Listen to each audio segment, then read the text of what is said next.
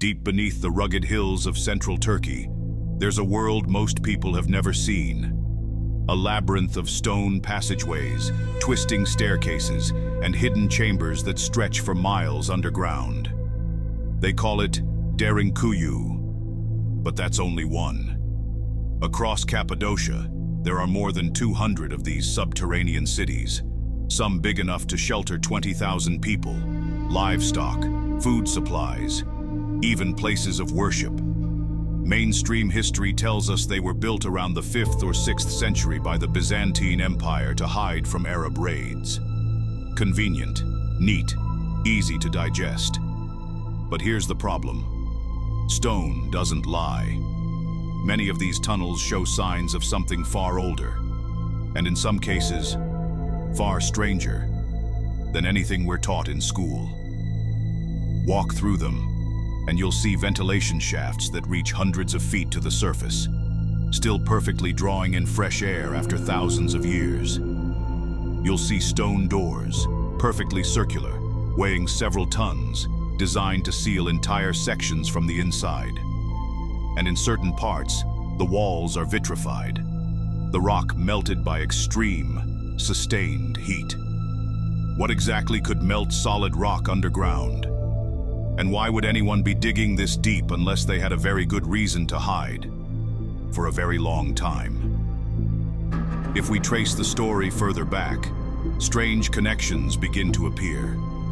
Across the world, ancient myths talk about people being led underground to survive a disaster. The Hopi people speak of the ant people who sheltered humanity during a time when the sky burned. The Sumerians wrote about the Abzu, a subterranean realm of fresh water and safety, ruled by the god Enki. In southern Africa, the Zulu tell of the snake people who lived below the earth and guided humans during times of fire and ice. Why do cultures separated by oceans and continents share this same idea? Could it be that they all witnessed the same catastrophe? Scientists studying ice cores from Greenland found something shocking. About 12,900 years ago, the Earth's climate shifted almost instantly.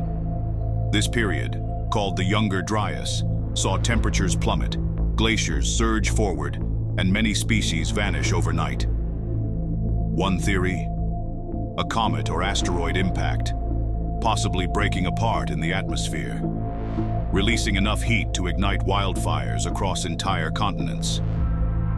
Another: a massive solar flare or micronova from the sun, blasting the Earth with radiation and setting off chain reactions in the climate.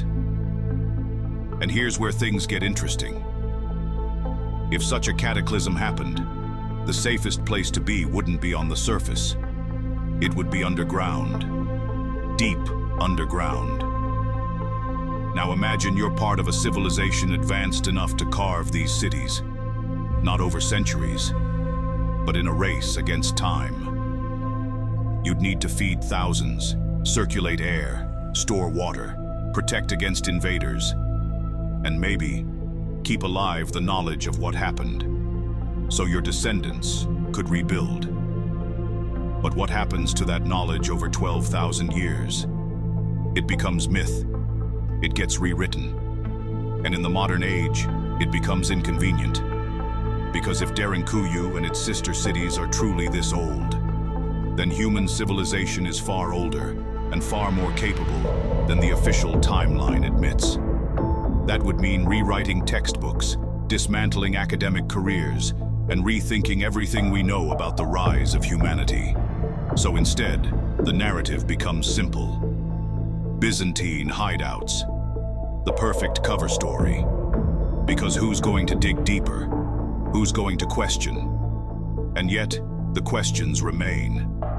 Why do some of these tunnels align with ancient trade routes that predate the Byzantine Empire by thousands of years? Why do certain chambers resonate at specific frequencies, almost as if they were designed for sound or energy manipulation?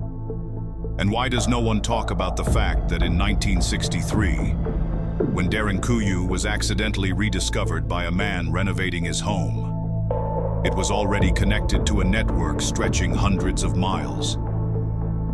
Maybe these cities were part of something bigger, a global survival network built by a forgotten civilization.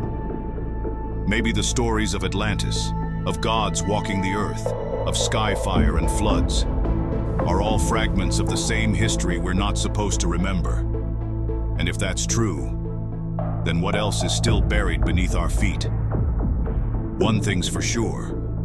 When history is written by the survivors, it's also edited by the powerful.